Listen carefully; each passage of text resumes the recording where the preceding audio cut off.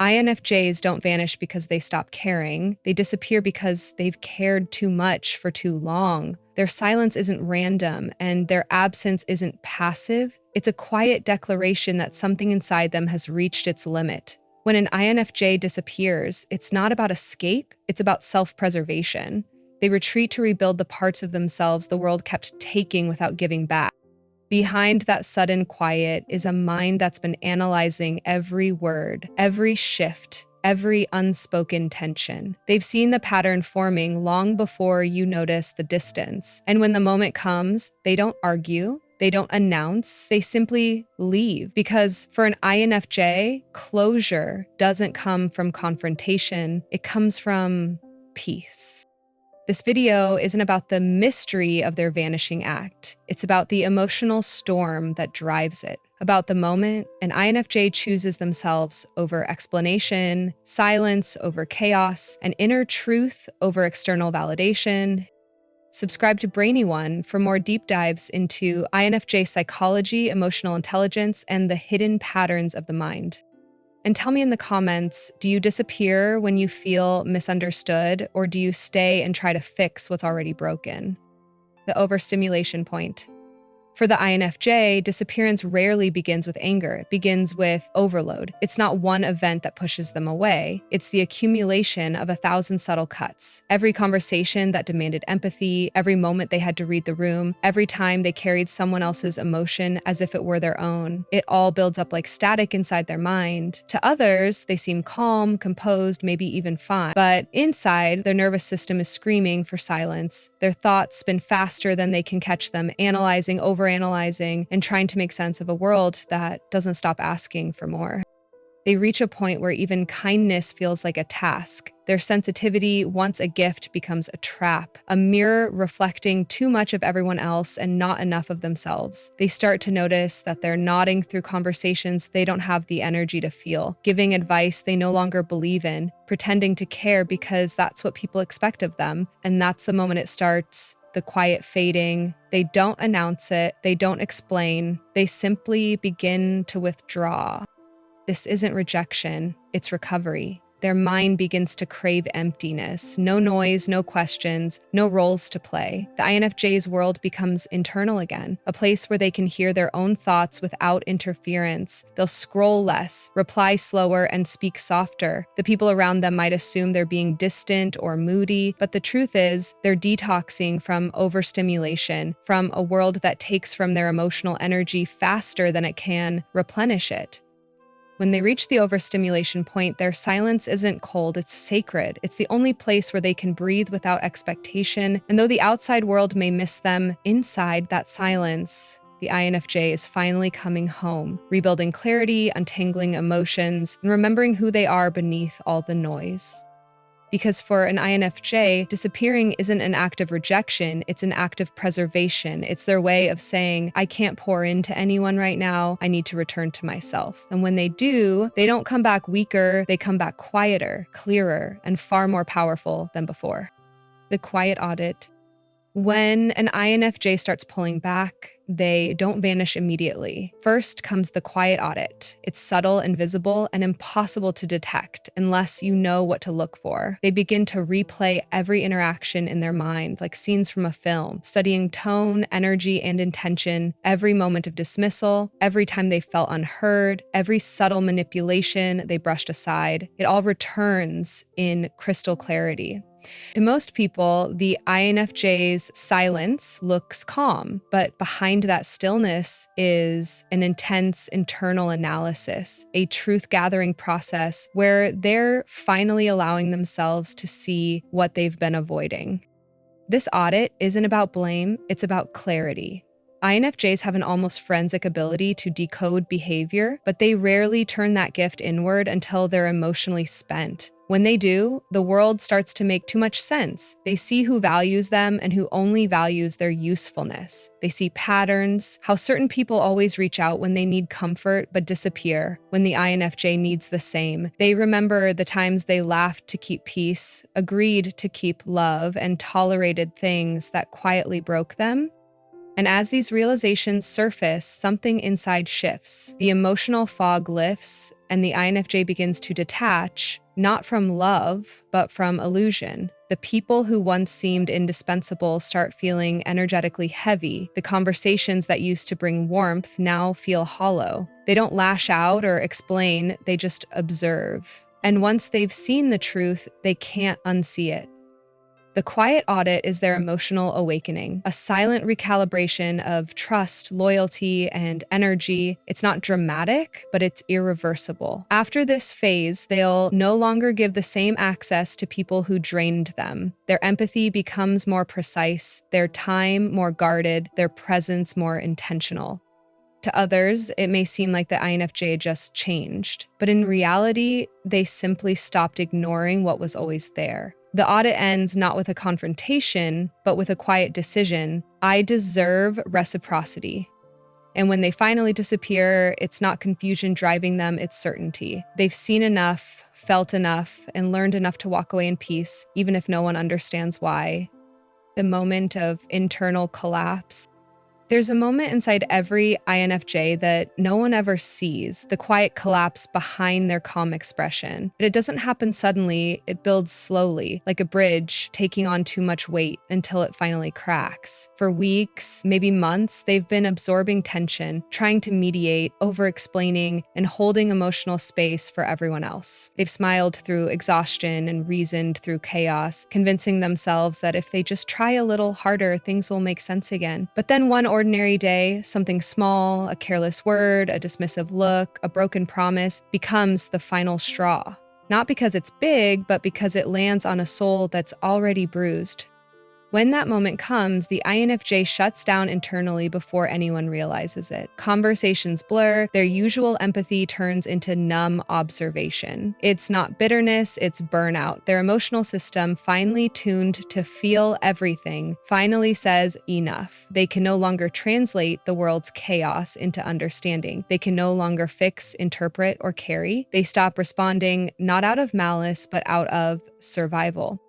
To others, it may seem like indifference, but to the INFJ, it's devastation. They feel themselves disconnecting from things that once gave them meaning. Music doesn't reach them. People's stories feel distant. Even their own reflections seem like a stranger's face. It's a silent heartbreak, not for anyone else, but for their own loss of faith in connection. But within that internal collapse lies a strange kind of clarity. The INFJ begins to see what their constant empathy has cost them: sleepless nights, unspoken resentments, invisible sacrifices. The collapse becomes a mirror reflecting one truth: they've been giving from an empty cup. And so the disappearance begins. They retreat not to punish, but to repair. The collapse marks the threshold between exhaustion and rebirth. It's the end of overextension and the start of healing in solitude. Because for the INFJ, collapse isn't failure, it's the body and soul aligning to say, it's time to come back to me. And from that stillness, they begin to rebuild, slower, stronger, and far more guarded than before. Emotional camouflage. Before the INFJ disappears, they master the art of emotional camouflage, that quiet act of hiding pain behind composure. To the outside world, they seem fine, even peaceful. They still smile in conversations, still give thoughtful responses, still show up for others, but beneath that calm surface lies a storm no one else can hear. It's not deceit, it's protection. They've learned that showing their true exhaustion often leads to misunderstanding or dismissal, so they mask it with grace. They make detachment look like serenity, heartbreak look like acceptance, and loneliness look like independence. Emotional camouflage is how they survive in a world that rarely meets them with equal depth. When they start to fade, it's not always through silence. Sometimes it's through invisibility. They're there physically, but gone emotionally. They'll sit in a room full of people, laughing on cue, while their mind quietly retreats into its own sanctuary. It's the INFJ's defense mechanism: to disappear while still being seen. Inside, they're analyzing every emotion they've swallowed. They replay conversations that hurt more than they admitted, moments they stayed quiet when they wanted to scream. They start detaching from everything that feels artificial. Their empathy shifts inward. For once, they start tending to themselves instead of everyone else.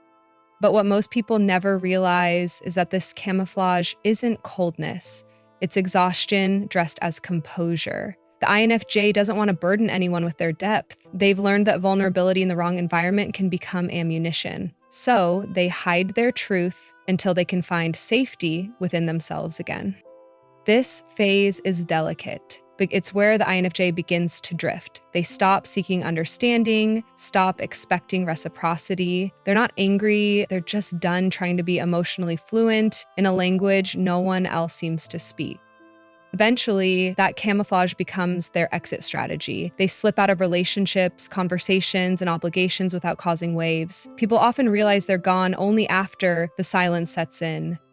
Because for the INFJ, emotional camouflage isn't about deception, it's about survival. It's the bridge between being overwhelmed and being free. And when they finally drop the mask, it's not to explain their absence, it's to reclaim their peace. The unspoken realization. There always comes a moment, quiet, almost invisible, when the INFJ finally sees it. Not through confrontation, not through words, but through patterns that no longer need explaining. It's the unspoken realization that they've been giving far more than they've received, that their emotional labor has gone unnoticed, that their depth has been mistaken for endurance. It doesn't come with anger or tears, it comes with stillness, the kind of stillness that happens when a soul finally stops arguing with reality. They start to recognize how often they've carried conversations that were one-sided, how frequently they've offered empathy to people who never asked how they were doing. They remember moments when they downplayed their needs just to keep the peace. And the realization cuts deep because for so long they thought being understanding meant being loved. But now they see that being understanding only taught others to take their understanding for granted. The INFJ doesn't explode, they absorb. And when this awareness settles, something inside them clicks. It's not a decision to leave, not yet, but the quiet knowing that something has shifted. They start to emotionally detach, to observe instead of engage. Their responses become shorter, their tones softer but colder. It's not manipulation, it's awakening. They've stopped waiting for reciprocity because they've finally understood it may never come. This unspoken realization is bittersweet. It hurts because they still care, but now they care from a distance. The attachment begins to dissolve like fog under sunlight. They no longer crave validation, they crave peace. The same peace they sacrificed every time they over-explained, every time they forgave too quickly, every time they stayed when they should have walked away. And once that realization takes root, there's no going back. The INFJ may still smile, still speak kindly, still appear present, but internally, they've already left the room. It's not revenge, it's clarity. Because when an INFJ reaches the unspoken realization, it's not about giving up on others, it's about returning to themselves. That's the moment their silence begins to carry weight. It's the turning point where their heart stops begging to be seen and starts choosing to see itself. Spiritual withdrawal. After the unspoken realization, something profound happens inside the INFJ, a quiet spiritual withdrawal. It's not just physical distance or emotional detachment. It's a complete energetic retreat from everything that once drained their soul. They stop trying to belong, stop chasing connection, and stop searching for validation in spaces that never valued depth. To others, it may look like isolation, but to the INFJ, it's healing disguised as solitude. This is when they unplug from the noise of the world, the endless conversations, the social obligations, the emotional clutter. They crave silence the way a starving person craves food. It's not loneliness they fear anymore, it's distraction. They begin to understand that their peace is sacred, and that protecting it requires disappearing for a while. In this phase, they seek stillness, long walks, journaling, staring at the sky, sitting in dim rooms where no one demands an emotional performance. Spiritually, this withdrawal is their recalibration. The INFJ has given so much of their essence away that they must return to the source, to realign with who they are beneath everyone's expectations. Their intuition sharpens here. Their dreams become vivid, their inner voice louder. They start feeling the truth of people and situations without needing words. And what once felt like loneliness now feels like alignment. When the INFJ stops trying to fix others and begins to nurture the parts of themselves they've neglected, their creativity, their curiosity, their faith in their own intuition, they realize that spirituality isn't about ascension or escape. It's about returning home to their center, stripped of false attachment. During this withdrawal, the outside world rarely understands. Friends may call them distant, partners may call them cold, but the INFJ doesn't explain. They know words can't describe the sacred work happening within. This is the part of their journey where silence becomes prayer, solitude becomes medicine, and their absence becomes the bridge back to wholeness. Because the INFJ doesn't withdraw to abandon others, they withdraw to remember themselves. And when they finally reemerge, they do so not as who they were, but as who they were always meant to be. Calm, grounded, unshakable, and deeply attuned to the quiet power of their own spirit. The emotional reset. After the spiritual withdrawal, the INFJ enters a sacred phase that few ever witness, the emotional reset. It's the silent rebirth that follows their disappearance, the point where they begin to rebuild from the ashes of exhaustion. This isn't a sudden transformation. It's slow, deliberate, and deeply introspective. The INFJ doesn't rush healing. They dissect it, feel it, and understand it before letting it go. Every emotion they've carried, grief, disappointment, guilt, even misplaced love, is re-examined under the gentle light of awareness.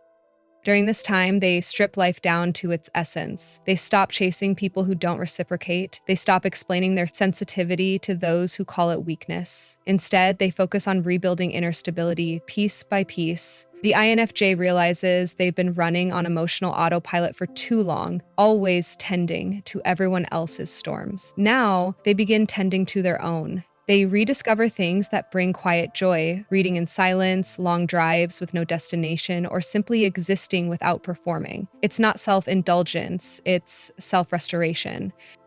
What makes this phase powerful is that the INFJ doesn't just recover, they reprogram. They question the old emotional patterns that kept them trapped in cycles of overgiving and guilt. Why did they feel responsible for other people's happiness? Why did they fear disappointing others more than betraying themselves? Each realization rewires their emotional foundation. Their empathy remains, but now it flows through boundaries that protect their peace. The emotional reset also changes how they respond to pain. Where they once internalized every wound, they now observe it like a passing storm. Where they once needed closure from others, they now create closure within. Their inner world becomes lighter, clearer, calmer. To the outside world, it may seem like the INFJ has become detached, but in truth, they've simply become whole. The emotional reset isn't the end of their depth, it's the rebirth of it, balanced by wisdom. Because after every disappearance, the INFJ doesn't return to who they were. They return as someone more self-aware, more selective, and more powerful in their quiet strength. Their emotions no longer control them, they guide them. And that's when the INFJ's light becomes unstoppable, steady, calm, and impossible to extinguish. The boundary recalibration. When the INFJ returns from their silence, they don't come back unchanged, they come back recalibrated. Their energy feels different now, quieter, sharper, more intentional. The world that once drained them now has to earn access. Every relationship, every interaction, every emotional exchange is reevaluated through a new lens. Does this bring peace or confusion? Does this feed my soul or drain it? This is the INFJ's boundary recalibration, the moment they stop overextending and start protecting their emotional currency like it's gold.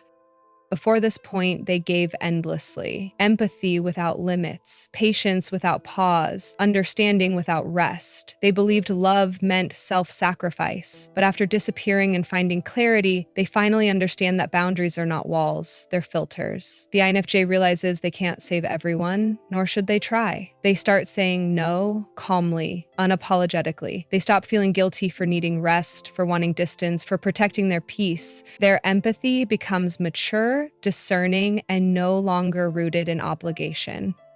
This recalibration confuses people who were used to their availability. Some call them distant, others accuse them of changing, but the INFJ knows better. This isn't withdrawal, it's balance. They've spent years being emotionally bilingual, translating their needs into the language others could understand. Now, they've stopped translating, they live by truth, not expectation. This boundary shift doesn't make them colder, it makes them clearer. They no longer take responsibility for how others react to their limits. They understand that if someone truly values them, they'll adjust. If not, distance will do the work silence can't. And that's the beauty of this phase. The INFJ's energy begins attracting what's genuine and repelling what's false, effortlessly. Recalibrating boundaries gives them something they've always longed for, peace that doesn't depend on others' approval. They learn that they can love deeply and protect fiercely, that empathy can coexist with self-respect, that solitude can be sacred, not lonely.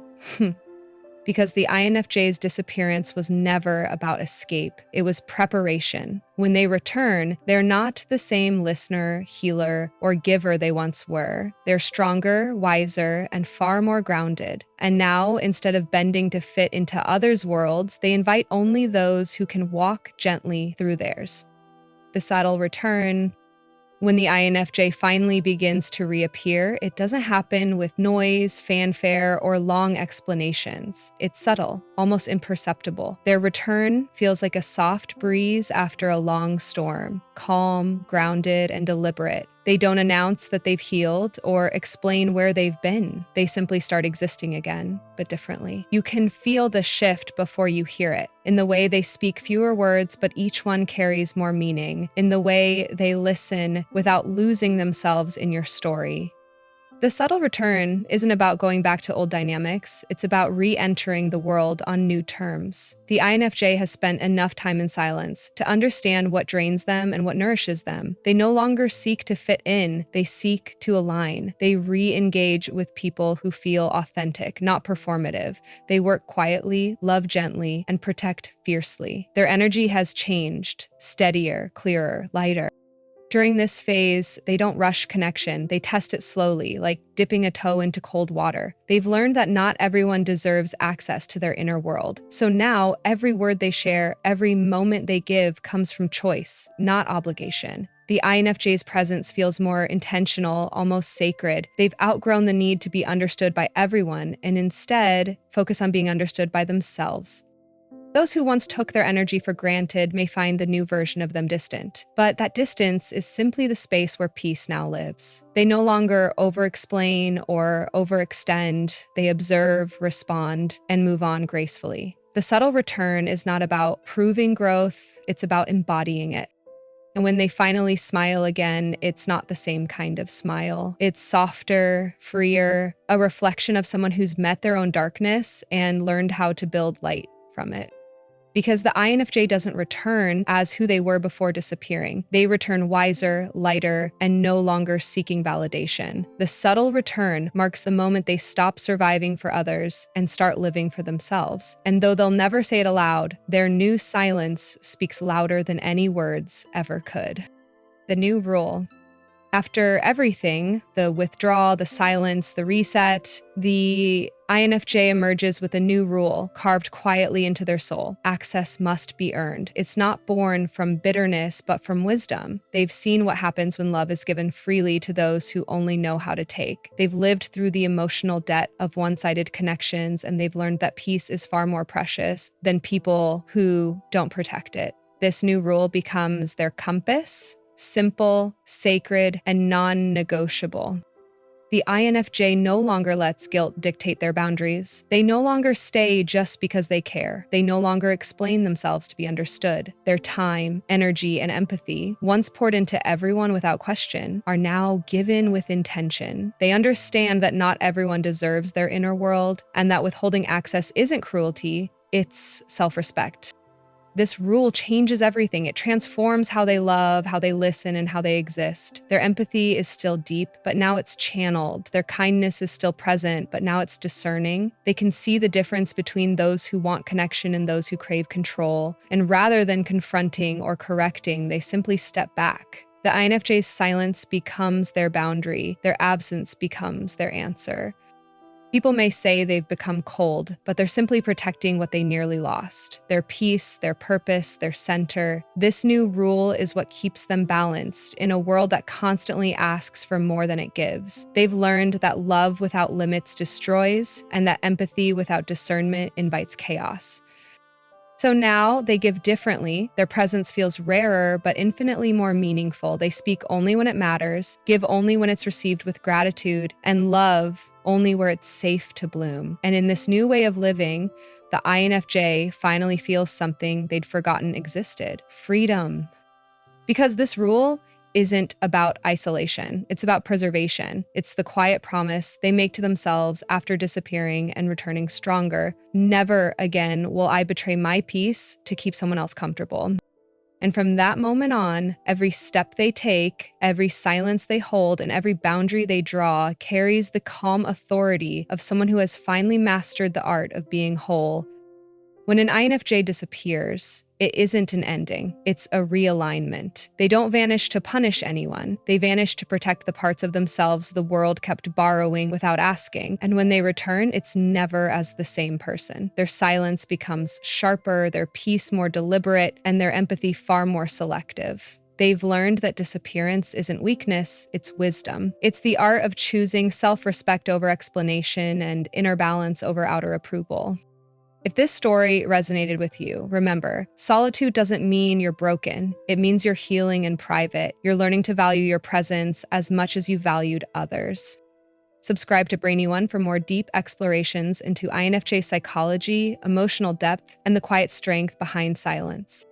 And tell me in the comments, when you pull away from the world, do you see it as losing connection or as finding yourself again?